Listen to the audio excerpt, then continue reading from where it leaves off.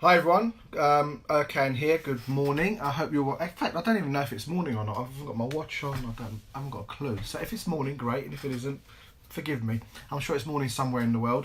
So today, under the series of up posts, Access Genius, I wanted to share some ideas about this idea of genius, because I know for most part, when I first started talking about it, and I'd say to people, well, how does genius occur to you? How do you think of genius? And quite often people would cite people and individuals like Einstein or Socrates or Dali or I don't know, Stephen Hawking, people that were clearly highly intelligent, well-known, and kind of unattainable. There was like an unattainableness about their genius. In other words, if they're genius and they're so up there and so special and unique, then how can I, as little old me, as an individual, cite genius as part of my life? So there was this kind of sense of distance from the subject that we couldn't actually, even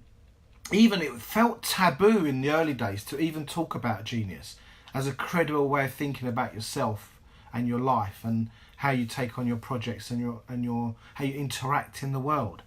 And like I said, I think I've said in past posts, it's kind of like climatizing because nobody likes a clever clogs or a know-it-all or a big head, and I remember hearing terms like that at school, and I remember once I was at school and a teacher asked a question in class, and this would have been probably mid-70s, late 70s. I'd have been about 7-8 years old, and the teacher asked a question. They said, everyone who thinks blah blah blah, put their hand up. So I put my hand up, right, and this other kid put his hand up, and he looked over at me, looked around the classroom and realised that nobody else had put their hand up apart from me, and he put his hand back down. And I'm like, well, no, I'm pretty sure about this, I'll keep my hand up, right? And I just noticed that I just knew what was the right thing, what was the answer to that question. And then the teacher says, so who here doesn't agree with Erkan? Or something like that. It wasn't now who disagrees with the answers, but who here doesn't agree with Erkan? And I put my hand down and everybody else put their hands up. So the whole classroom had their hands up. And I think even the kid that initially put his hand up had put his hand back down. And I remember thinking to myself, So she goes, okay, very good, class, we'll put your hands down. And she said, the words that really inspire me, my favourite few words are, Erkan's right. And I really love the idea of being right about stuff. But more importantly than being right or correct is having the will and the insight and the wisdom to trust your own judgment. So within the Be Inspired program, one of the things we're looking at is, where did that trust of self-actualizing, self-nurturing, sort of like intuitively knowing what are the right answers for you and what are the things that are going to make sense for you. Now, we live in a time and an age, we have done for a while now, in the information age. There's a glut of information. There's information everywhere. You could be at a dinner party and you could argue over a certain subject and someone go, well, I'll Google that. I mean, we've all done it. And you Google it, or Wikipedia, and there's a definitive answer. So part of our neural net, part of our knowledge and our consciousness is now living in virtual reality. But there's this still sense of, how do you trust your own innate wisdom? How do you lean on that despite all the facts and information out there? I mean, if we look at the news media and we look at this term of fake news, we look at science now as being disproved over and over and over. We're told one thing and then 5 years later it's kind of like the complete opposite. If you start getting into quantum physics, you'll kind of start to see that almost everything you was taught was not right, was not correct. So who do you believe? What do you trust? And I think context is key here, because really there's certain information that whatever you think about it isn't going to make a difference. There'll be certain facts and figures and certain information that really has no bearing on your day-to-day experience of your life. So what I invite people within the program to do is start leaning on your innate wisdom, your innate understanding, start questioning. We have what we call genius tips throughout the program, and one of them is make your own mind up. In other words, do your own research until you're happy that you have a good grip on the understanding of the information that's available to you. But more importantly, what is it that you're committed to in your life, in your projects, in your family, in your home, around your health, you know, around your money, around your relationships. So does this information forward your commitment in that area? So it's not just this kind of academic idea about information and what's correct or incorrect or what's applicable or not. It's how are you going to take that information and move your projects forward in light of where your genius sits.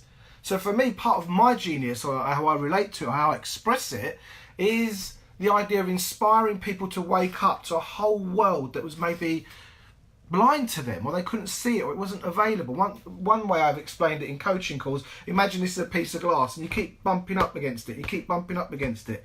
Could be around your communication, your ability to be in a relationship, your ability to be motivated, to be in action. But there's something gets in the way and you don't know what it is, but it's familiar. Having your genius as a grip into the world beyond that and pulling yourself forward gives you enough impetus in the moment to take the actions that are going to make the difference.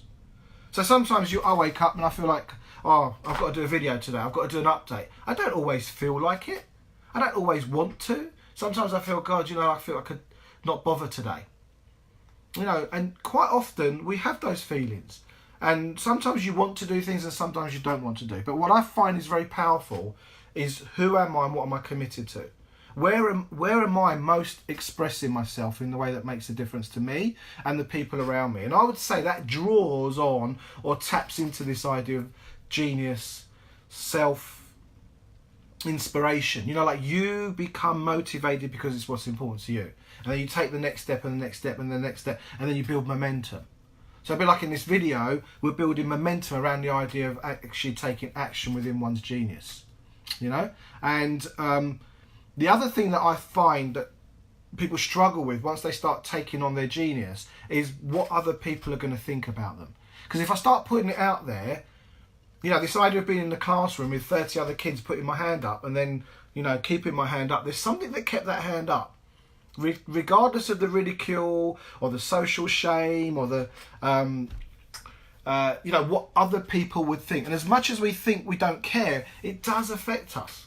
And I'm going to give you an example. So one of my practices is going walking in the mornings. I go with a friend of mine, Chris Sherlock, and we walk in the morning and we do about 4 miles, 3.5, 4 miles in the morning. And at this time of year, in pitch black with these torches on our heads, we look really ridiculous. But anyway, so I met someone the other day and he said, have you ever used Nordic walking sticks? And I went, no, but I've been thinking about it. I've seen them. He said, the only thing you've got to deal with is as you're going down the street, some guy will wind down his window and go, oi mate, you've forgotten your skis. And he goes, and people just laugh at you. And I'm like, well, I can handle that. So when something's important to us and it's coming from here, from your heart, from what's important to you, what expresses you in your genius and your insight and your view on something, is having the courage to express it in a way that actually progresses something that's important in your life, whether that's your projects, your money, whatever it is take the courage to keep taking the actions that fit your genius. So the expression of that genius is turning the energy and the inspiration of it into action and results. So that's my tip today around genius and accessing genius. Thank you for listening, those of you who are listening live right now. The next Be Inspired program is on the 19th of January at Hertfordshire University in Hatfield on Saturday 19th, 9:30 to 6:30 p.m. If you want to know more about that, get in touch. If you go onto the website BeCollaboration.com and go to the events page, find Be Inspired and go for the friends and family deal. It's 199 quid for the day. So that's something that I'm really looking forward to. It's been totally redesigned and updated recently. Any questions around genius, accessing your genius, what gets in the way? Maybe you can't even think of yourself as genius. That's okay. Think about your flow, when you're in your happy place or in the zone, or, you know, just kind of when you kind of lose yourself and you're doing something that really lights you up and makes you feel great. And that's really important, how you feel. Anyway, thanks for checking in. Take care. Have a wonderful Friday. Have a fantastic weekend and catch up with you soon. Bye.